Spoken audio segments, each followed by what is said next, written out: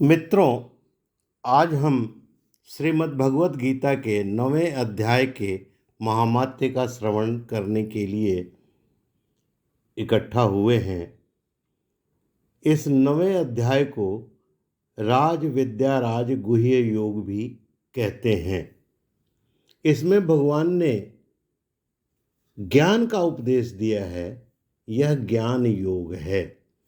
इसने भगवान ने कल्प के अंत में सभी भूतों का विलय परमात्मा में होता है का ज्ञान दिया है, जिसका तात्पर्य यह समझ में आया कि जब आप उत्थान के उच्च स्तर पर होते हैं और इस शरीर के अंत के समय परमात्मा के ध्यान में होते हैं, वही आपके इस शरीर के कल्प का अंत है।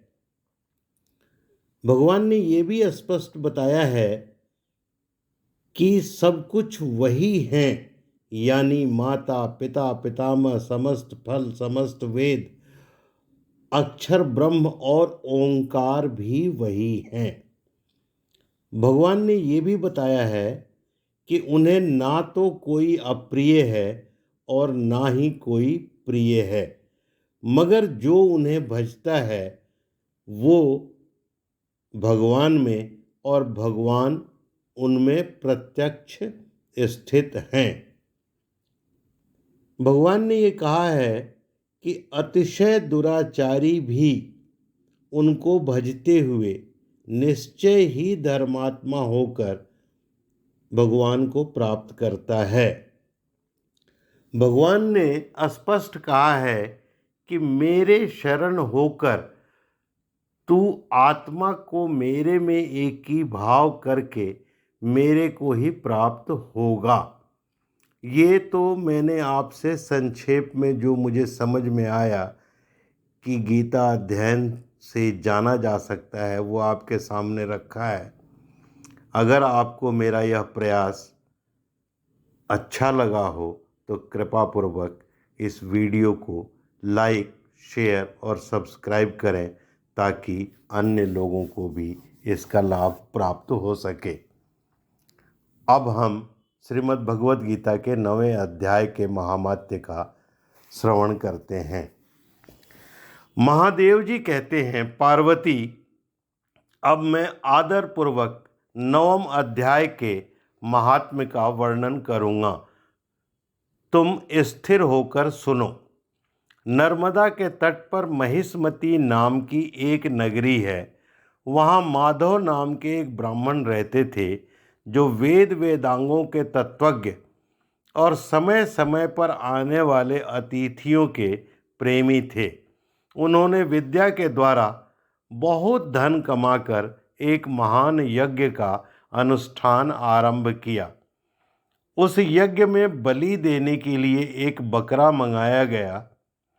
जब उसके शरीर की पूजा हो गई तब सबको आश्चर्य में डालते हुए उस बकरे ने हंसकर उच्च स्वर से कहा, ब्राह्मण, इन बहुत से यज्ञों द्वारा क्या लाभ है?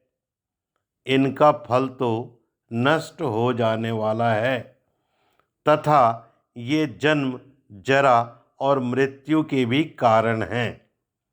यह सब करने पर भी मेरी जो वर्तमान दशा है इसे देख लो। बकरे के इस अत्यंत कौतूहलजनक वचन को सुनकर यज्ञ मंडप में रहने वाले सभी लोग बहुत ही विस्मित हुए। जब वे यजमान ब्राह्मण हाथ जोड़ अपलक नेत्रों से देखते हुए बकरे को प्रणाम करके श्रद्धा और आदर के साथ पूछने लगे। ब्राह्मण बोले, आप किस जाति के थे? आपका स्वभाव और आचरण कैसा था तथा किस कर्म से आपको बकरे की योनि प्राप्त हुई? यह सब मुझे बताइए। बकरा बोला, ब्राह्मण, मैं पूर्व जन्म में ब्राह्मणों के अत्यंत निर्मल कुल में उत्पन्न हुआ था। समस्त यज्ञों का अनुष्ठान करने वाला और वेद विद्या में प्रवीण था। एक दिन मेरी स्त्री ने भगवती दुर्गा की भक्ति से विनम्र होकर अपने बालक के रोग की शांति के लिए बलि देने के निमित्त मुझसे एक बकरा मांगा। तत्पश्चात उस चंडिका के मंदिर में वह बकरा मारा जाने लगा। उस समय उसकी माता ने मुझे शाप दिया, ओ ब्राह्मणों में नीच पापी, तू मेरे बच्चे का वध करना चाहता है, इसलिए तू भी बकरे की योनि में जन्म लेगा।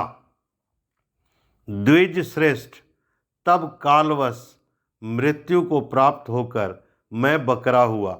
यद्यपि मैं पशु योनि में पड़ा हूँ, तो भी मुझे अपने पूर्व जन्मों का स्मरण बना हुआ है।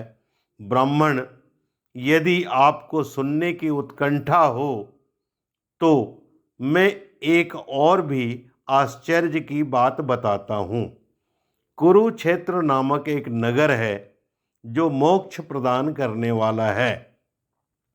वहाँ चंद्र शर्मा नामक एक सूर्यवंशी राजा राज्य करते थे।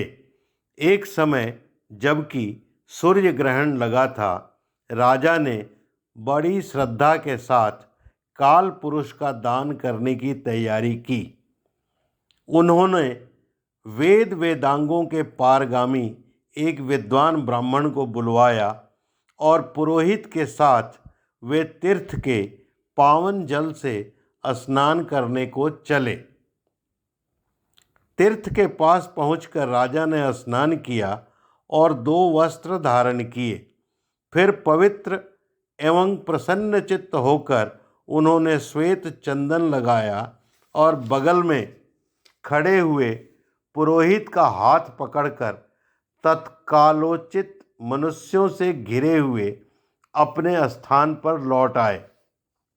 आने पर राजा ने यथोचित विधि से भक्तिपूर्वक ब्राह्मण को काल पुरुष का दान किया। तब काल पुरुष का हृदय चीर कर उसमें से एक पापात्मा चांडाल प्रकट हुआ। फिर थोड़ी देर के बाद निंदा भी चांडाली का रूप धारण करके काल पुरुष के शरीर से निकली और ब्राह्मण के पास आ गई। इस प्रकार चांडालों की वह जोड़ी आंखें लाल किए निकली और ब्राह्मण के शरीर में हठात प्रवेश करने लगी।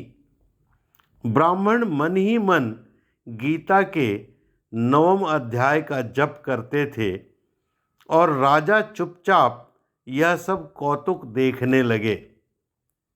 ब्राह्मण के अंतःकरण में भगवान गोविंद शयन करते थे, वे उन्हीं का ध्यान करने लगे।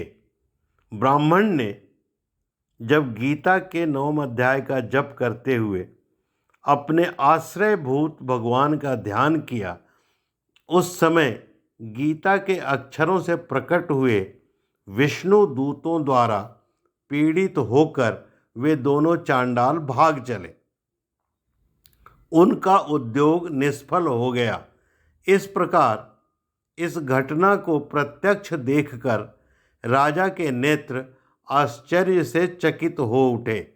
उन्होंने ब्राह्मण से पूछा, विप्रवर, इस महाभयंकर आपत्ति को आपने कैसे पार किया?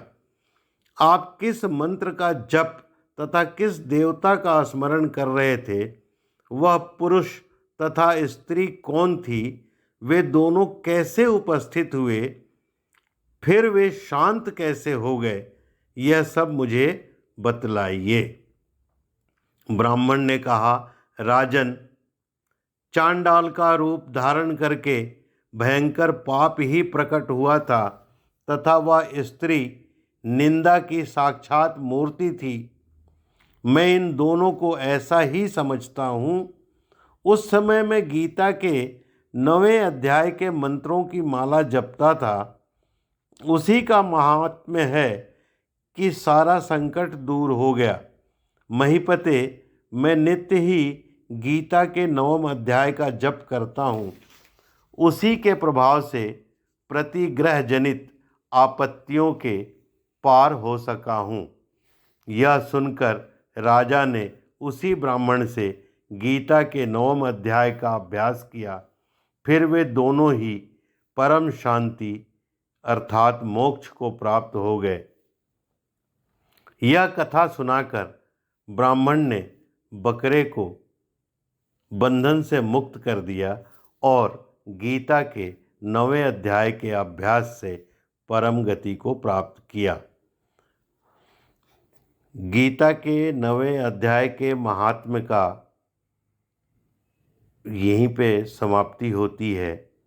मित्रों, अगर आपको यह प्रयास अच्छा लगा हो तो कृपा करके इस वीडियो को लाइक, शेयर और सब्सक्राइब करें ताकि अन्य लोग भी इसका लाभ प्राप्त कर सकें। जय श्री कृष्ण।